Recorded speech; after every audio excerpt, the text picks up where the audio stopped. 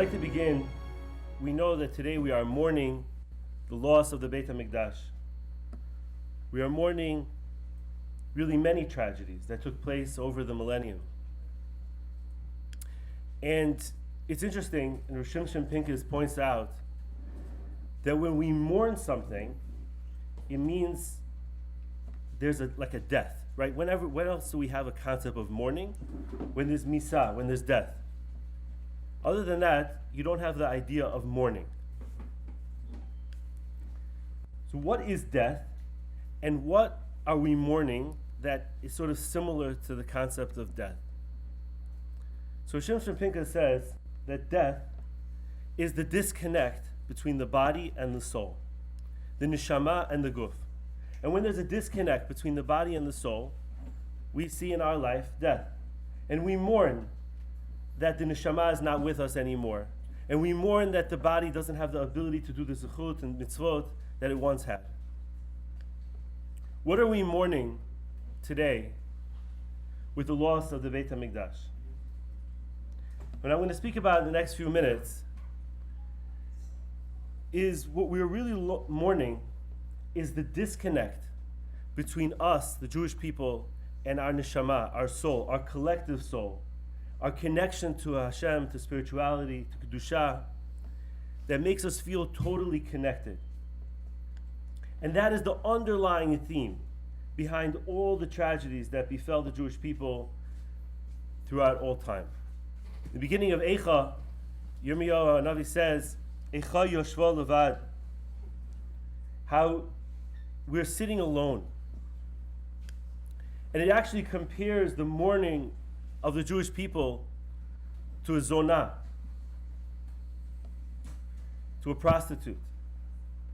And it's interesting because a prostitute, it might seem like she has many connections, but there's really no connection to anything. We say Jerusalem, Yerushalayim, was Ir Shechuvra La Yachtav, a city that connected us all together. When we mourn the destruction of the Beit HaMikdash, the two Beit HaMikdash that happened on this day, and many other sufferings and tragedies that happened to the Jewish people throughout our history, we also must mourn how many millions and millions of Jews we lost to intermarriage, to assimilation. And in a way, this is the quiet tragedy, because we don't feel the pain in like a stab, a wound. And it happens very slowly, or sometimes not so slowly. But millions and millions of Jews have been lost, in particular in the last century or two, to intermarriage and assimilation. I don't know the exact statistic, but all you have to do is look around and speak to people who are observant Jews today, and there's an extremely high proportion of them that are descendants of people that came after the war, Holocaust survivors, immigrants that came to the United States in the last 40, 50, 60 years. There were 2 million Jews in New York, in America, and primarily in New York, in the year 1900. I'm scared to see the statistic of how many of their descendants are let alone observant, but even Jewish. At the end of the first Beit HaMikdash, the 10 tribes got split up from the 2 tribes. And basically, at the Churban of the Beit HaMikdash, at the Churban of the first Beit HaMikdash, we lost 10 out of the 12 tribes. Lost. The Maharal mentions that the word mitzvah, the root of the word comes from the letters tzadik, vav, tes. What does tzadik, vav, tes mean? So it means a connector, a connection. Actually, in modern Hebrew, the word tzava, or the word like for the army, or the word for a company, has the same root. When we do a mitzvah, we are connected to something far greater than ourselves. And the Sfas Emes points out that the word chet is actually connected to the word of disconnect.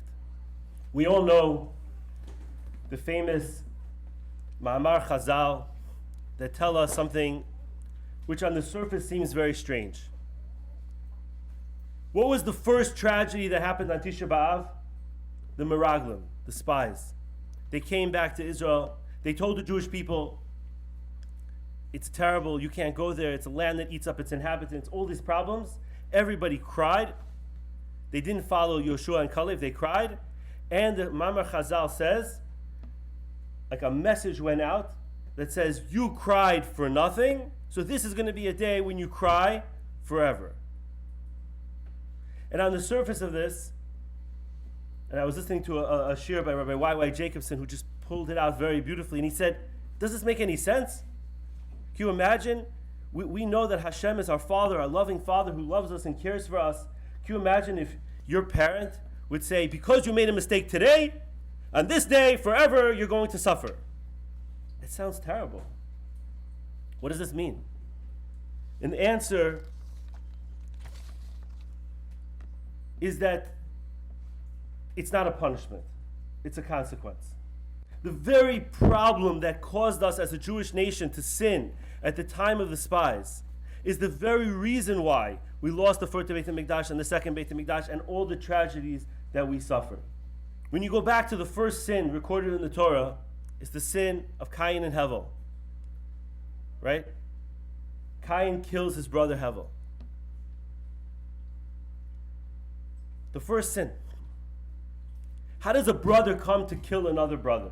And why did he kill him? There was no shortage of real estate back then. Why did he kill him? The Torah tells us because he was jealous that his karban, his sacrifice, was accepted faster than Cain. Now think about this for a moment. You're killing out 50% of the world's population, and you're doing it because his karban was not accepted. Your karban was not accepted? Does this make any sense? Who are you bringing the karban to? It makes no logical sense whatsoever. And in essence, the sin of the Meraglim, of the spies, also makes no logical sense. God took them out of Egypt in the most miraculous ways. A maidservant at the sea saw more miracles than Yecheskel ben. They're living on man. And then they're saying, oh, we don't trust that God's going to be able to take us into the land of Israel. It doesn't make sense. And the only way to understand it is that at some very deep level, there was a disconnect. There was a disconnect that caused this fear. A disconnect of their bodies and their souls. A disconnect that we're going to speak about in the next few minutes. And it's interesting that it was the sin of the Meraglim, the sin of the spies, that caused them not to go into the land of Israel, that we refer to as the day of suffering, that all suffering is going to be connected to.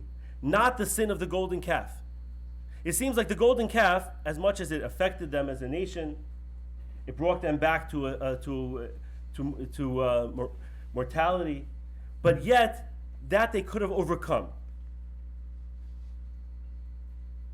But the sin of the spies, that's the prototype sin. That's the sin that in a certain sense is the connector or the source, the root of all the galut and all the problems that we have today. If you think about it, the sin of the golden calf came about, commentaries say they wanted something tangible, they wanted a tangible way to connect to God. Some say it was fear because they saw Moshe Rabbeinu, it looked like he had died. But at the root of it, it came from certain ideas that were wrong. But the sin of the spies was a sin of what we're going to discuss as total disconnection. There's a very famous pasuk in Parshat B'chukotai, in the middle of what we call the tochacha. The tochacha is the curses, the negative things that will happen to the Jewish people if they don't follow the mitzvot. And in the middle of this whole tochacha, of all the negative things that will happen, there's a very strange verse that just jumps out in the middle of it that really doesn't seem to fit at all with the rest of the tochacha, and it's very strange in general. And the verse is, Tachat asher lo avadata as Hashem Elokecha b'simcha u'b'tov levav me'rov kol. And the way most commentaries explain this is that you take the words literally. Why did all these bad things happen? Tachat asher lo avadata Hashem Elokecha b'simcha u'b'tov levav me'rov kol. Because you didn't serve God with simcha, with happiness and a full heart. As Rashi says, me'rov shu, at the time when things were still good. Ba'ot shehu tov, when things were still good. And it's a very strange pasuk. First of all, it's strange that the Torah is in the middle of the Tochacha telling us why we got to this point.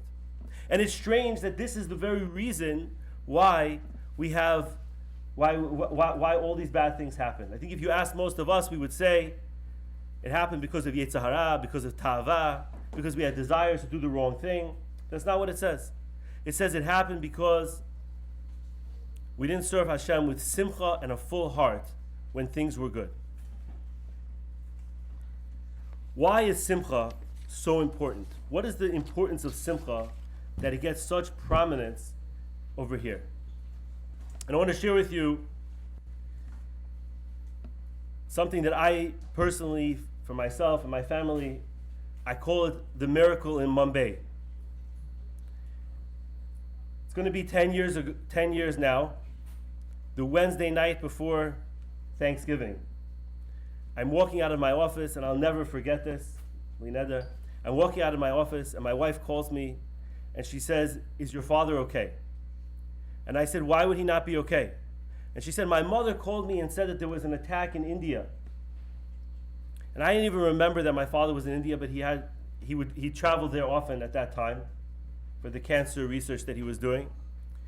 And I flippantly responded, "India is a big place, 1 billion people. What's the likelihood that he was involved, even if he is there?"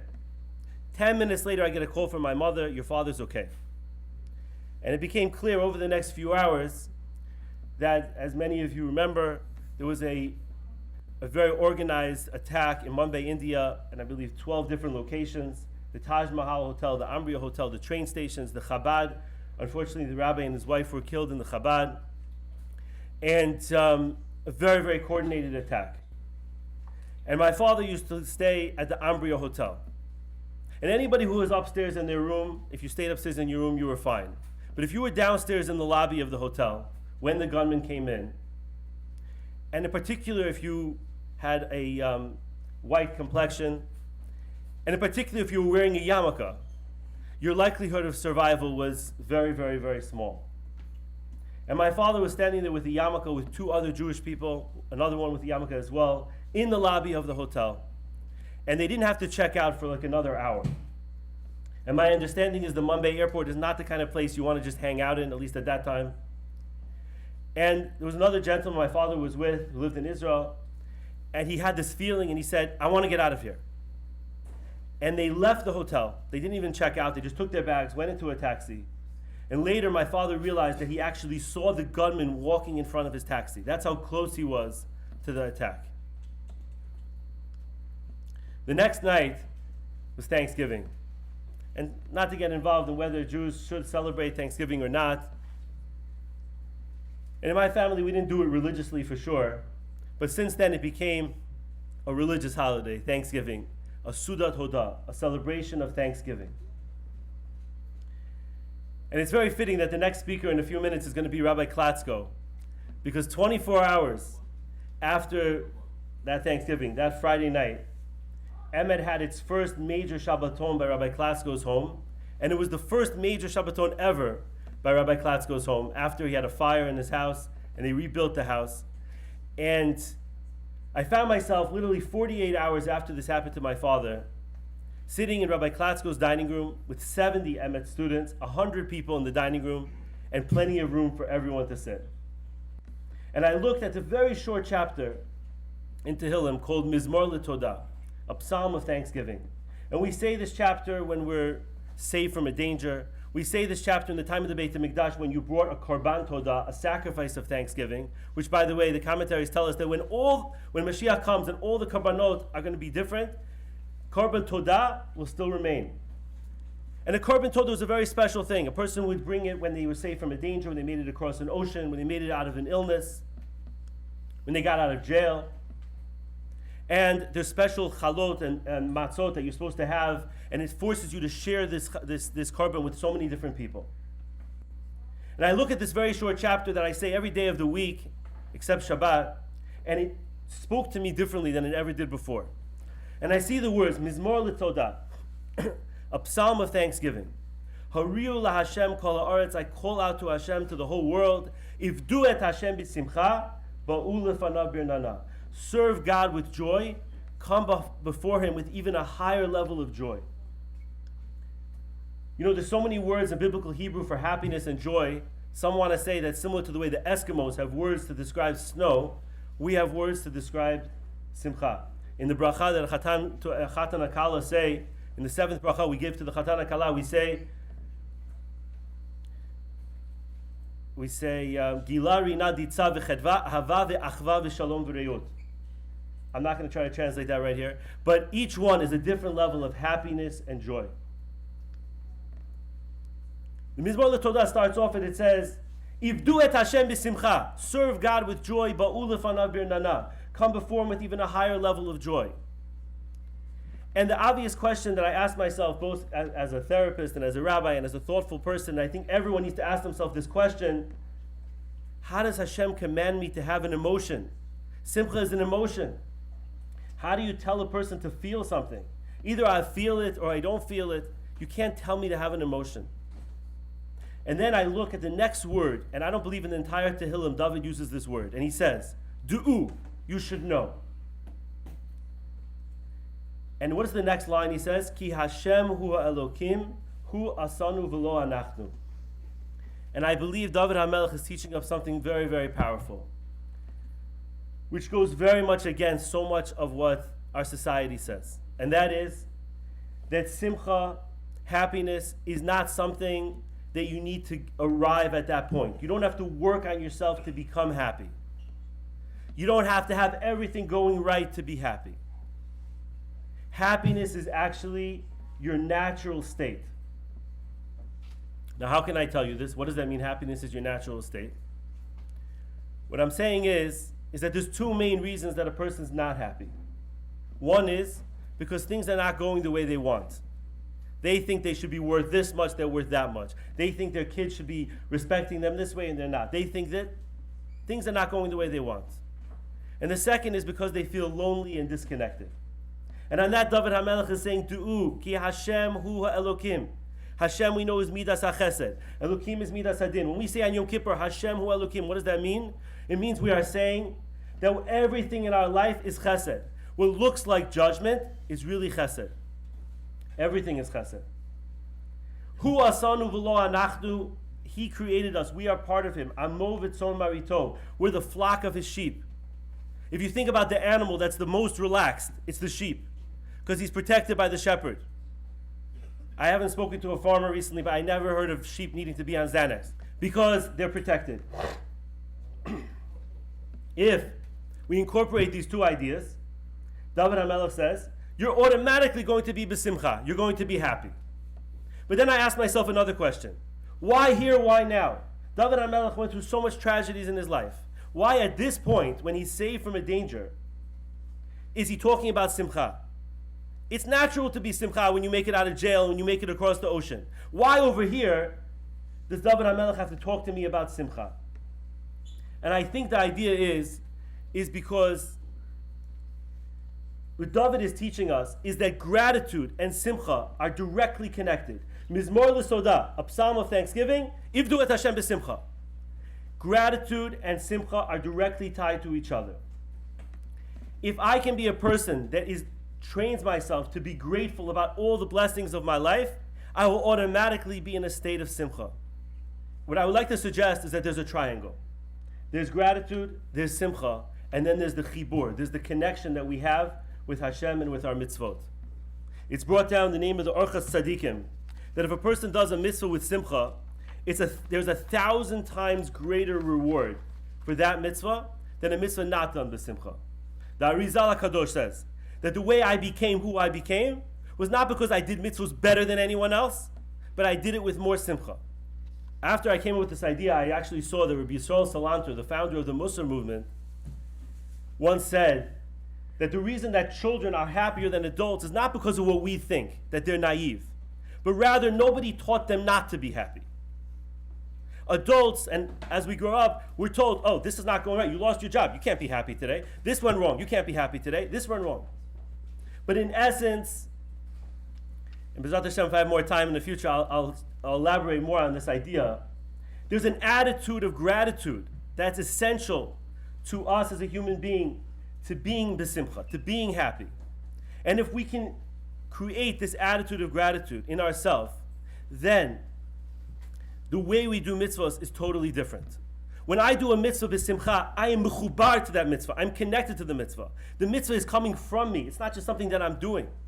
And when I do that mitzvah, my children and others around and community members, everybody will want to be connected to that because it's real and it's connected. Think about our relationship, as Rabbi Klatzko often talks about.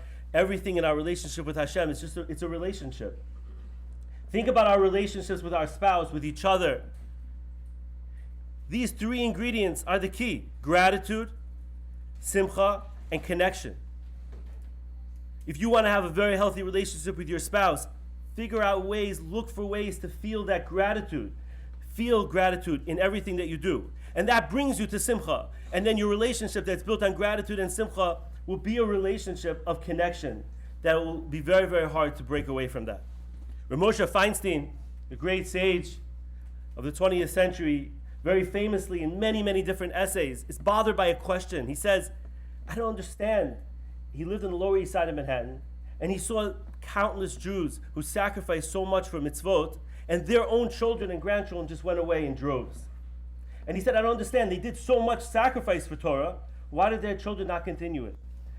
And if Moshe didn't say it, I don't think I could say it. But Moshe said the problem was because they said, it's schwer zu sein a Yid. It's hard to be a Jew. And Moshe wasn't blaming them for saying that, but he was explaining the consequence of saying that. Because if that father would have sat down on his chair Friday night and said, it's hard to be a Jew, but it's so worth it, then that simcha would have been something that would be able to continue for generations. But when the children saw, it's difficult for my father, I have such respect for him, but why do I want that life? And if I might suggest, and I don't mean to be controversial here, but I might suggest, in our own lives, we may also be doing schwer zu sein a Yid. We may also be saying to ourselves and our children, it's hard to be a Jew, without recognizing that we're saying it. When we're in our families and we talk about how difficult tuition is, how difficult this is, and they're all difficult, don't get me wrong. But when we talk about all the difficulties, at some subtle point, I think the message gets sent that it's hard. And I think that if we can train ourselves to have an attitude of gratitude, it will make all the difference. I'm going to end with the Hebrew word for hakarat hatov, right? When we say the word gratitude in Hebrew, what do we say? Hakarat hatov. If you look at the word, it doesn't mean what we think it means. It doesn't say gratitude. It says recognizing the good. We know there's something called kafu tov. Kafu tov is when someone does something for you and you're disrespectful. You don't recognize them. Most of us think there's kafu tov and there's hakarat hatov. And that's it. There's two things. I don't think this is true. I think that there's kafu tov, and then that's a person who doesn't recognize the good. And then there's being a decent human being, which is recognizing the good. That's not hakarat hatov. Hakarat hatov is recognizing the good. Seeing the good even when the situation doesn't look so pretty. Finding the good in the difficult moments. And if a person trains himself to do that, they can be in a state of tremendous simcha all their life. When the last bracha of Birchat HaMazon is the bracha HaTova HaMeitiv, the one who does good and is good. And if I asked you, where is the source of that bracha? Where did the Chachamim come up with that bracha? You would probably tell me, in the time of Shlomo HaMelech, the Jews controlled the whole world. No, that's not the source. The source is actually an event that happened today. The city of Beitar was taken over. And the Gemara talks about how much blood flowed from that city for a long time after the event. So you ask me, so why are they making a bracha HaTov HaMeitiv? And the Gemara tells us because they were not able to have a proper burial. But months later when they came back, Hashem made a miracle and their bodies were intact and they were able to have a proper burial. Does that make sense? That's what we're giving thanks for. And I would suggest that yes, that's what we're giving thanks for, because they were able to be makar tov, accept for whatever reason why this tragedy had to happen, and yet see Hashem's hand in the good that they were able to have that burial. And it's interesting today, when do we make a bracha hatova hametiv? We make a bracha when you have one wine on the table, and somebody brings you another wine which is better, you like it better. You have a Chardonnay on the table, and somebody brings you the Merlot that you like better. And we make a bracha hatova hametiv. And I would like to suggest, what's the connection between that bracha and the city of Beitar? And I think the answer is that if we want to be the type of people that can be makar tov, that can have an attitude of gratitude even in the most difficult moments, we need to be able to be people that appreciate the Merlot over the Cabernet, over the other wine. That we can appreciate every nuance of good in our life. And I also want to suggest that I think sometimes the internet and the way that news travels today, we can end up becoming a society where we're only talking about tragedies. And although it's beautiful in a way, something bad happens and the whole Jewish people are talking about this beautiful achdut, unity, but there's a little bit of a negative that I think we have to be careful from. That we don't become so focused on negative and sadness, because when somebody has a miraculous situation, very often it doesn't travel anything near as fast as the tragedy. And we end up having this attitude that life is terrible, there's so many problems, and there are definitely problems. But we need to train ourselves to appreciate the good, to appreciate all the bracha in our life.